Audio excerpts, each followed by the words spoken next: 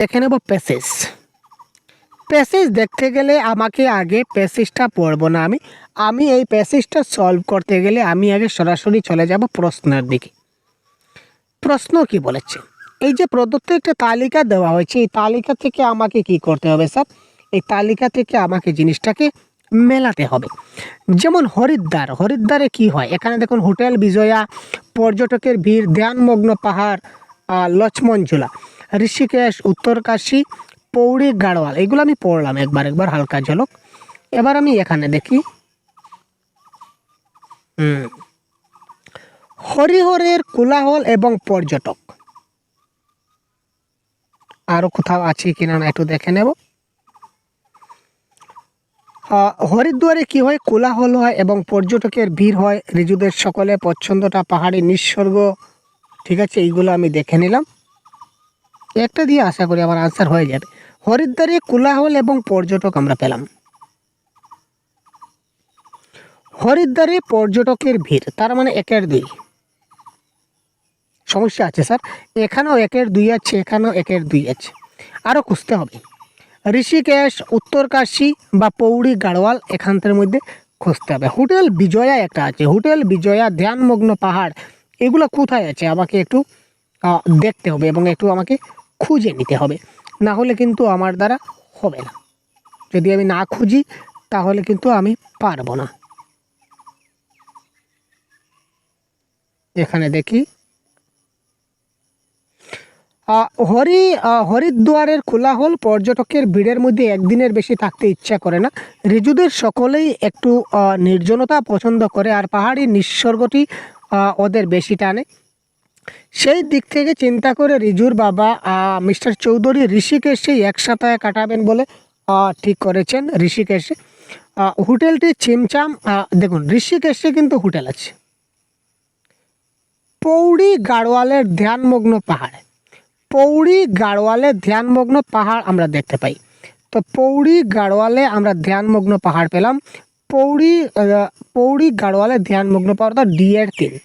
তো ডি এর 3 আমরা এখানে পাচ্ছি, ডি এর 3। আর হরিদ্বারে আমরা পেয়েছিলাম পর্যটকের ভিড়, তার মানে এর 2। তো এর 2 এবং ডি এর 3, option number 4 is the right answer. ঠিক আছে, ঋষিকেশে লক্ষ্মণ ঝুলা আছে, উত্তরকাশীতে আমাদের হোটেল বিজয় আছে। আপনারা দেখলে জিনিসটা বুঝে নেবেন। হ্যাঁ, এখানে লেখা আছে প্যাসেজে ক্লিয়ারলি। পত্রে উত্তরকাশী যাওয়ার প্রস্তাবে কে বা কারা খুশি প্রকাশ করল না? রিবু এবং তার মা দুজনেই, কেবল রিজু, এটা রিজু হবে, কেবল শ্রীমতী চৌধুরী, রিজু এবং রিবু, রিবু আরেকজন ছিল, রিজু আরেকজন, আচ্ছা ঠিক আছে স্যার, রিজু এবং রিবু দুজনই। 137 কি বলেছে?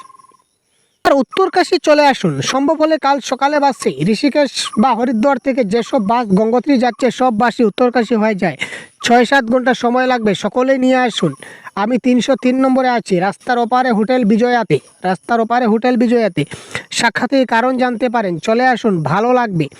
এই বলে একটা চিঠি দেওয়া হলো। চিঠিটি পড়ে মিস্টার চৌধুরী ভ্রু কুঞ্চিত হলেন, মানে চিন্তা হয়ে গেলেন, ওনার বেশি খুশি লাগলো না। রিজুর মা ছোটো ভাই রিবুকে নিয়ে অতি ব্যস্ত ছিলেন, তার মধ্যেই বললেন কি হলো। মিস্টার চৌধুরী চিঠিটা দিলেন তার হাতে, পড়ে 1 মিনিটের জন্য শ্রীমতী চৌধুরী মুখ চিন্তাচ্ছন্ন দেখালো। মানে ওই যে ভ্রমণে যাওয়ার জন্য শ্রীমতী চৌধুরীর মুখে চিন্তা, তার মানে তার যাওয়ার তেমন বেশি ইচ্ছা নাই, মনে খুশি নাই। সে যে ভ্রমণে যাবে তার কোনো ইচ্ছা নাই। কার ইচ্ছা নাই? শ্রীমতী চৌধুরীর, যার জন্য তার মুখ চিন্তামগ্ন হয়েছিল বা চিন্তাচ্ছন্ন হয়েছিল।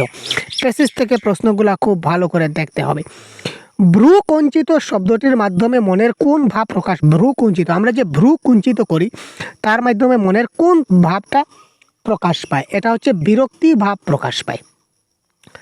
কুয়াশাচ্ছন্ন, কুয়াশাচ্ছন্ন শব্দটিতে সন্ধির কোনটা প্রকাশ পেয়েছে? কুয়াশাচ্ছন্ন, এটাকে আমরা যদি সন্ধি বিচ্ছেদ করি তাহলে কি করব স্যার? কুয়াশা প্লাস আচ্ছন্ন, ঠিক আছে না? কুয়াশা প্লাস আচ্ছন্ন। এখানে দেখুন এখানেও আছে তার মানে প্লাস হয়েছে। তো এখানে প্লাস অপশন নাম্বার 1-এ দেওয়া আছে, এটা হবে কারেক্ট আনসার। এই ধরনের সন্ধি বিচ্ছেদ বাংলা ব্যাকরণ জানতে হবে। এবার দেখুন সাধু চলিত ভাষা থেকে একটা প্রশ্ন এসেছে। সেদিন হোটেলে ফিরতেই মিস্টার চৌধুরীকে এসে বেয়ারা একটা চিঠি দিয়ে গেল।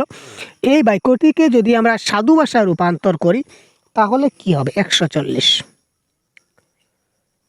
এখানে দেখুন এসে, এখানে এসে আছে, এই বাক্যে এসে আছে, এই বাক্যে এসে আছে, তার মানে এই 2 নম্বর এবং 3 নম্বর বাক্য হবে না। আর কোথায়? সেই দিন। আচ্ছা সেই দিন তো ঠিক আছে। হোটেলে ফিরতেই মিস্টার চৌধুরী এসে বেয়ারা একটা চিঠি দিয়া গেল। সেই দিন হোটেলে ফিরতেই মিস্টার চৌধুরীকে আসিয়া বেয়ারা একটা চিঠি দিয়া গেল। সেই দিন হোটেলে ফিরতেই মিস্টার চৌধুরীকে আসিয়া বেয়ারা একটা চিঠি দিয়া গেল। দেখুন এখানে অপশন নাম্বার 1 এবং অপশন নাম্বার 4 দুটাই কিন্তু একদম সেম। এখানে অপশন 1 এবং অপশন 4 দুটাই কিন্তু সেম, আমি তো কোনো ব্যতিক্রম দেখছি না। ও ইয়েস, ফিরতেই, ইয়েস ভাই ফিরতেই। দেখুন দেখুন খেলা ভাই, চোখে লাগছিল না, এবার লেগেছে ভাই। এখানে ফিরতেই যাচ্ছে, এখানে ফিরতে যাচ্ছে, তার মানে এটা হচ্ছে না। Option number 1 is the right answer, ফিরিতেই। দেখুন ভাই চোখে কিন্তু সমস্যা হয়ে যায় মধ্যে মধ্যে। দেখুন কীভাবে কনফিউশন লাগে আপনাদের, তাই না? আমাদেরও লেগে যায়, তাই না ভাই? আপনাদের চোখের সামনে দেখিয়ে দিলাম। প্রথমবার রিজুরা হরিদ্বার ঋষিকেশ কেন এসেছিল? প্রথমবার রিজুরা হরিদ্বার ঋষিকেশ কেন? আমি কিন্তু প্যাসেজটা আগে পড়িনি, ডাইরেক্ট প্রশ্ন নিয়েছি ক্লাস করার জন্য। কোথায় আছে দেখতে হবে। হরিদ্বারে একদিন কাটিয়ে রিজুরা ঋষিকেশ চলে গেল। এবারে প্রথম নয়, তার আগেও তারা ফুলের উপত্যকা নন্দনকাননে যাওয়ার সময় ঋষিকেশ গিয়েছিল। ইয়েস স্যার, উপত্যকা Nandankanan is the right answer. এই দেখুন ফুলের উপত্যকা নন্দনকাননে যাওয়ার পথে তারা ঋষিকেশটা দেখাচ্ছিল। ক্লিয়ার? এবার প্রদত্ত গদ্যাংশটিতে একটি বিশেষ রচনা শৈলী অন্তর্ভুক্ত দেখতে পাওয়া যায়। এটা কী ধরনের রচনা? তো এই যে টোটাল গল্পটা দেখলাম, এই গল্পটা দেখে আমাদের কি মনে হলো? এটা কী ধরনের রচনা? 142। যদি আমরা 142 বলি, এটা একটা পত্র রচনা, কারণ এখানে পত্র রচনার কথা বলা হয়েছে। একটা পত্র দেওয়া হয়েছিল, চিঠিপত্রের মাধ্যমে আদান প্রদান হয়েছিল, এই সবগুলো আমরা কিন্তু এখানে দেখতে পাই। সুতরাং পত্র রচনা একটা উল্লেখযোগ্য। এখানে দেখুন পত্রের কথা ডাইরেক্ট এখানে উল্লেখ করা আছে। এই দেখুন চিঠিপত্র, তাই না? চিঠি লেখা আছে না, বারবার কিন্তু এই চিঠির খবরটা আমরা দেখতে পাচ্ছি। এখানে সম্পূর্ণটা চিঠির উপর ডিপেন্ড করছে। এবার এই প্যাসেজটা আমাদের শেষ হলো।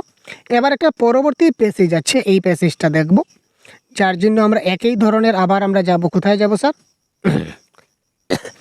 আমরা যাব কোয়েশ্চনে। 143 আমরা একবার দেখে নিই।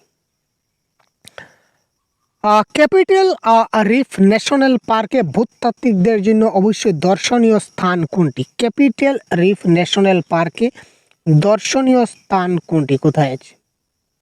ডাইরেক্ট নিয়ে ডাইরেক্ট খুঁজবো ভাই।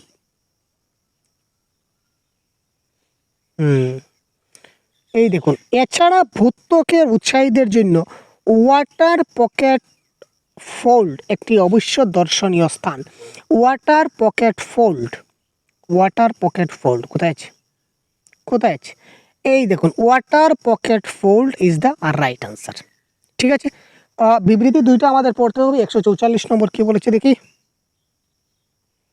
মরুভূমির ঊষর রুক্ষ পরিবেশে পাথরের স্তম্ভের ফাঁকে ফাঁকে অস্তগামী সূর্যের রঙের খেলা লেখককে মুগ্ধ করেছিল, নাকি চারিদিকের ঘন জঙ্গল পাহাড়ের ঘেরা অঞ্চলটির সবুজ ঘন নয়ন অবিরাম দৃশ্য এবং অজস্র জন্তু জানোয়ার লেখককে মুগ্ধ করেছিল? এবার কোনটা হবে কারেক্ট আনসার?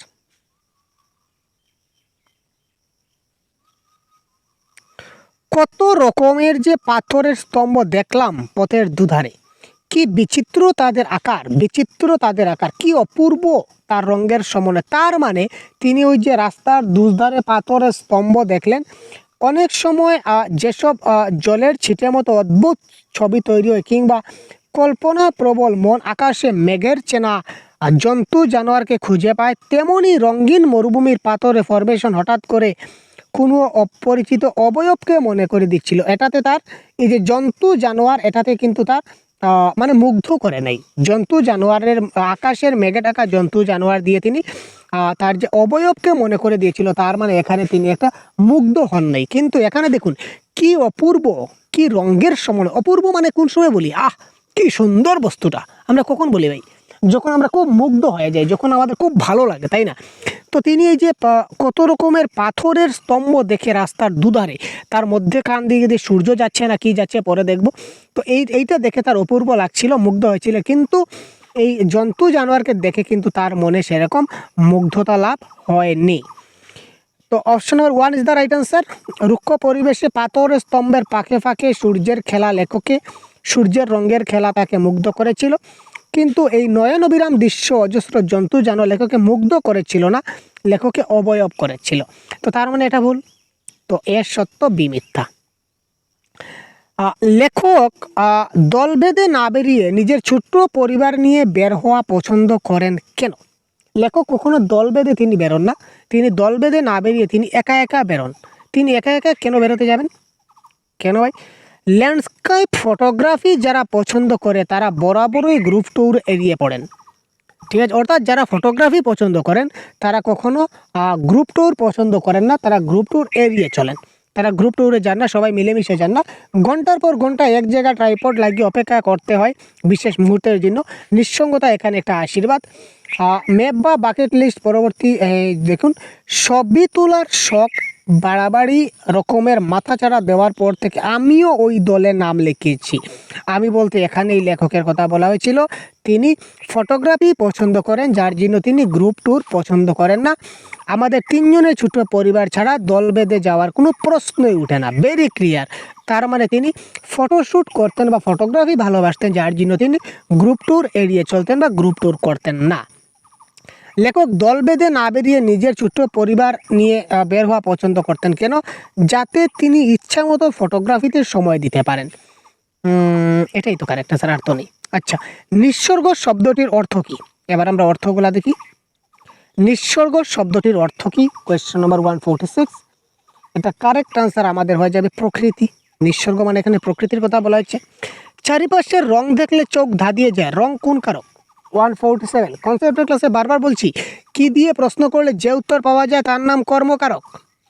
চারপাশের কি দেখলে চোখ ধাঁধিয়ে যায়, চারপাশের কি দেখলে কারেক্ট আনসার কি আসবে? রং আসবে।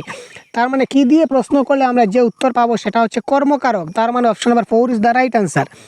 কত রকমের যে পাথরের স্তম্ভ দেখলাম রাস্তার দুধারে, কি তাদের আকার, কি তাদের রঙের সমন্বয়, কি অপূর্ব রঙের সমন্বয়। এই বাক্যটি কি ধরনের? 148। এখানে দেখুন এই যে বাক্যের শেষে এই যে চিহ্নটা দেওয়া আছে, এই চিহ্নটার মানে কি? এই চিহ্নটার মানে হচ্ছে বিস্ময় সূচক চিহ্ন। আর যে বাক্যে বিস্ময় সূচক চিহ্ন থাকবে এই বাক্যটা হবে বিস্ময় সূচক বাক্য। প্রদত্ত গদ্যাংশটিতে আমরা কী ধরনের প্রাধান্য পেয়েছি? এতক্ষণ যে গল্পটা একটু পড়লাম হালকা হালকা কোয়েশ্চন করার ফাঁকে ফাঁকে, তো আপনারা কী বুঝলেন? এটা একটা রোমাঞ্চকর ঘটনা, এটা একটা অভিযান, এটা একটা ভ্রমণ কাহিনী, না এটা একটা রহস্য? 149।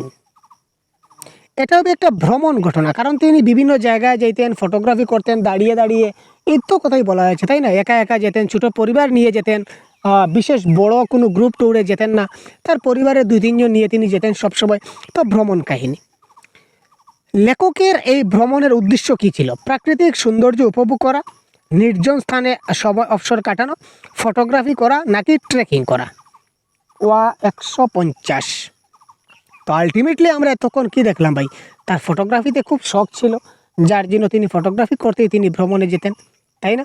এখানে দেখুন ফটোগ্রাফি, দেখুন ফটোগ্রাফি যারা পছন্দ করে তারা বরাবরই গ্রুপ ট্যুর এড়িয়ে যান। মানে তিনি ফটোগ্রাফির জন্যই তো তিনি এক জায়গায় আরেক জায়গায় তিনি যান, তাই না? ঠিক আছে, তো এই ছিল আমাদের আজকের ক্লাস। কেমন লাগলো অবশ্যই আপনারা জানাবেন।